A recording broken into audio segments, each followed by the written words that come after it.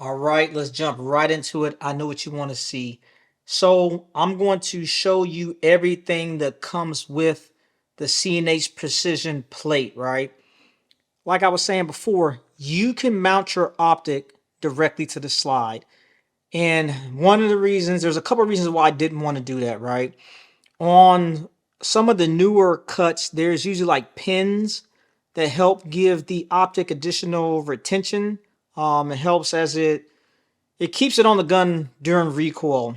And if you look on the bottom of a lot of these optics, you see these little pinholes. That's what those pinholes are for.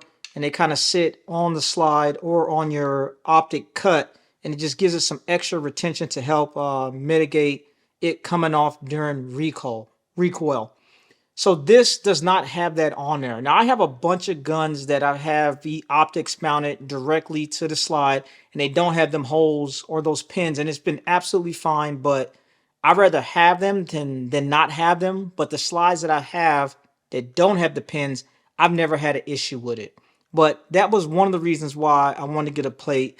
The second thing is when you mount the optic onto this slide specifically, between the front of the optic and the front portion of this slide right here, there's just like a little bitty gap. And I didn't like that gap. Let me see if I can get it on camera. It's like a small gap, very, very oh so slightly small gap between the front of the optic and like that part of the slide. And I didn't like that. So when you get the CNH Precision kit, it is the plate and it comes with 6 screws, and it's 3 of each just in case you lose one. So this is the plate, and this is those pins I was talking about. Like if you look on the front of this plate right here, you see these pins that's sticking up. Get this thing in focus. Those pins. So when the optic is sitting on there, the holes on the bottom of this optic, the pinholes in the front, they sit right on there, and it kind of helps it keep it in place. So that way, as the slide is going back and forth and during recoil, it just gives us some extra security for the optic as it sits on the slide.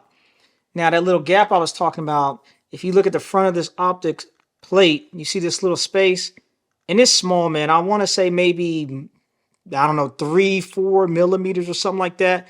But that was that little bit of space that was between the optic in the front of or the back of the slide, and you can see it right there. It's ever so slightly, but this fills up that space so that it's perfectly flush. Another thing too, on the bottom of this optics plate, you got this pin right here. Let's see if you can see it. It kind of sits up just a little bit, kind of hard to get on camera. But this little pin, this little groove, this little nub, whatever it is, it helps center the optics plate onto the slide. Now, if you're looking on the slide, you see this little groove right here. This pin will sit in that groove, and it helps keep that plate centered. So now with this plate being centered, you got the gap between the front of the optic and the kind of back of the slide being filled, and you got the extra pinholes for the optic to sit on top. Now it sits on there perfectly. And then, I don't know if I mentioned this before, but I'll mention it again. When you remove the rear plate, the rear sight is built into the plate, right? So you lose your rear sight. But one of the things that Sig did with this specifically was on the back of the slide, once you mount your optic on, Sig sells an optional rear sight that goes into, trying to make this not fall off, that goes into this groove right here. It fits into those grooves, and then it screws in the middle, then it covers that up. So they have the optional option. It's just the rear sight by itself, or you can get the pack that has the rear sight and the front sight.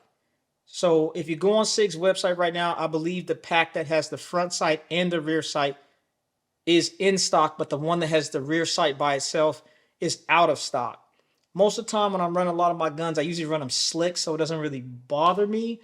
But aesthetically, having those 3 holes in the back, once that rear sight alone becomes available, I will probably purchase it. That way I can fill that slot. So I'm gonna throw this on the gun real quick. That way you can see it all together and show you what it looks like. A few moments later. Also real quick, before I mount this optic, on these, the holes on the slide are super deep, right? And you're probably wondering, how deep are they? I got my digital caliper out and I kind of probed it, and they are 5 millimeters deep. That's how deep the screw holes are. So with the screw pack that CNH Precision gives you, there's some screws that are a little bit longer, and there's some screws that are just like a little bit shorter, and you can use your preference. But with 5 millimeters of depth, you should be fine with either screw you decide to use to mount the optic. All right, let's mount it up. More moments later. As stated, we are going with the Holosun 507 comp, and this is the green dot. So I'm a little apprehensive about the green. Usually I'm a red dot guy, man. And the 507, I've been hearing a lot of great things about it, but my buddy was telling me, dude, you got to get the green one. And I'm not saying I don't trust his judgment, but what did I do? Dude, I went out and bought another one, man. I bought the red joint too. So if the green one doesn't work out for whatever reason, then I'll just swap it out to the red joint and I'll sell the green one. But I think it's going to be okay, man. I think it's all going to work out. But what you really want to see is this completed gun. Look at this thing. I got that Legion SureFire X300. Oh, man. That is a good looking dot. That green. Ooh. This is a large gun, bro. This thing is a beast. I'm hoping I could get out to the range. Well, I'll definitely get out to the range tomorrow. But I want to get out to the outdoor range, bro. And kind of run this thing a little bit. That's what I want to do. But I don't know if I'm going to get to the outdoor range tomorrow. Definitely the indoor range so I get some shots down and get it zeroed. But, bro, I'm going to tell you, if you are thinking about getting this gun, spend the money, bro. Just spend the money. Just get it.